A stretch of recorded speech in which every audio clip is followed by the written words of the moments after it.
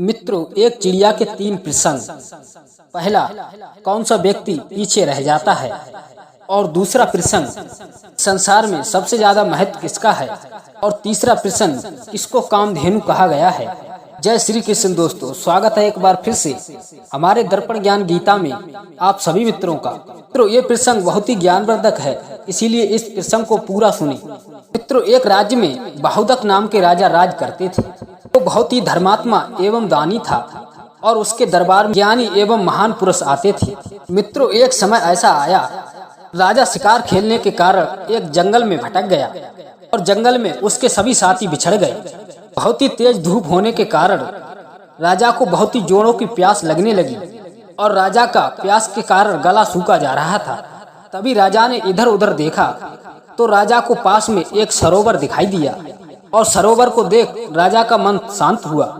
मित्रों, इधर राजा पानी पीने के लिए उसी सरोवर के पास पहुंचा तो राजा को घायल अवस्था में एक चिड़िया सरोवर के किनारे दिखी और वो चिड़िया इंसानों की तरह बोलती थी। तभी उस नन्ही सी चिड़िया ने राजा से कहा, हे राजन, आप कौन हो और यहाँ क्या कर रहे हो?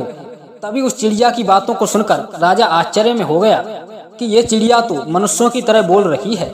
तभी राजा कहने लगा, हे नन्ही चिड़िया, मैं एक राजा हूँ और मैं शिकार खेलने के कारण इस जंगल में रास्ता भटक गया हूँ और मुझे बहुत ही जोरों की प्यास लगी, इसीलिए मैं सरोवर के पास आया हूँ। तभी चिड़िया कहने लगी, हे राजन, सावधान, इस सरोवर का जल तो बहुत ही जहरीला है। इस सरोवर का मुखिया एक जहरीला नाग है। सरोवर के जल को जो भी इंसान और पशु पक्षी पीता है वह तुरंत मृत्यु को प्राप्त हो जाता है। परंतु सरोवर के जल को पीने से पहले इस सरोवर से एक आवाज आती है जिसमें 3 प्रश्न पूछे जाते हैं।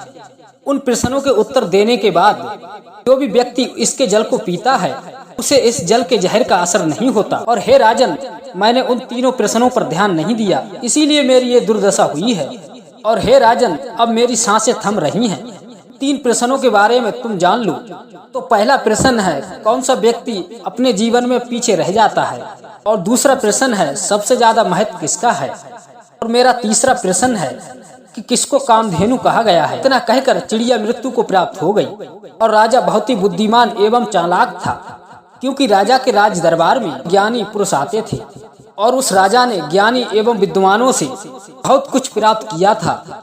मित्रों, राजा ने सरोवर में जैसे ही जल पीने के लिए उस जल में हाथ लगाना चाहा, तभी सरोवर से आवाज आई, हे राजन, ठहरो, यदि तुम्हें जल पीना है और अपनी प्यास बुझानी है और तुम्हारी मृत्यु भी ना हो, इसलिए तुम्हें मेरे 3 प्रश्न का उत्तर देना होगा। अभी राजा कहने लगा, ठीक है, प्रश्न क्या है?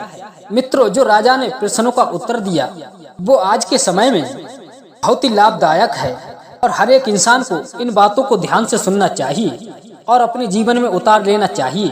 तो मित्रों, पहला प्रश्न था कि हे राजन, कौन सा इंसान है जो अपने जीवन में पीछे रह जाता है? तभी राजा ने उत्तर देते हुए कहा, जो बहुत ही धीमी गति से चलता है और जो अपने कार्य को महत्व नहीं देता और जो परिश्रम नहीं करता और जो इंसान आत्मविश्वास का सहारा नहीं लेता, वो ही व्यक्ति अपने जीवन में पीछे रह जाता है। फिर राजा को दूसरा प्रश्न सुनाई देता है। मित्रों, वो इस प्रकार था, इस संसार में सबसे ज्यादा महत्व किसका है? तभी राजा ने कहा, इस संसार में सबसे ज्यादा महत्व समय का है। किसी भी आवश्यक कार्य को करने के समय पर यदि व्यक्ति चूक गया तो वो इंसान जीवन भर पछताता रहे। कार से खेती सूख जाती है और फिर वर्षा हो तो उस खेती का कोई महत्व नहीं हो। यदि समय रहते ही वर्षा हो जाए तो खेती नहीं सूख, उसका इस तरह से महत्व है। मित्रों, समय का ध्यान मनुष्य को धन से ज्यादा रखना चाहिए। यदि धन चला जाए तो दोबारा उसे कमाया जा सकता है और इंसान के जीवन से यदि समय चला जाए तो वो दोबारा नहीं लौटता। हर एक इंसान के जीवन में बाल्य अवस्था और किशोर अवस्था और जवानी अवस्था और अंतिम में वृद्ध अवस्था, ये सब अवसर मनुष्य के जीवन में एक ही बार आते हैं। इन सब अवस्थाओं का अपना अपना अलग अलग महत्व होता है। ये सब एक बार व्यतीत हो जाने के बाद दोबारा लौटकर इंसान के जीवन में नहीं आते। इसीलिए हर एक इंसान को समय की कीमत रखते हुए सावधान रहना चाहिए, वरना पछताने के अलावा हाथ कुछ भी नहीं आता। ये समय बहुत ही तीव्र गति से निकलता है, इसीलिए हर एक व्यक्ति को समय का सदुपयोग करना अति आवश्यक होता है। मित्रों, फिर राजा से तीसरा प्रश्न पूछा जाता है कि हे राजन, कामधेनु किसको कहा गया है? तभी राजा उत्तर देता है, परिश्रम को कामधेनु कहा गया है और परिश्रम ही कामधेनु है। जिससे मनुष्य की सभी इच्छाएं पूरी होती हैं। इसीलिए हर एक इंसान को अपने मरते दम तक परिश्रम का साथ नहीं छोड़ना चाहिए।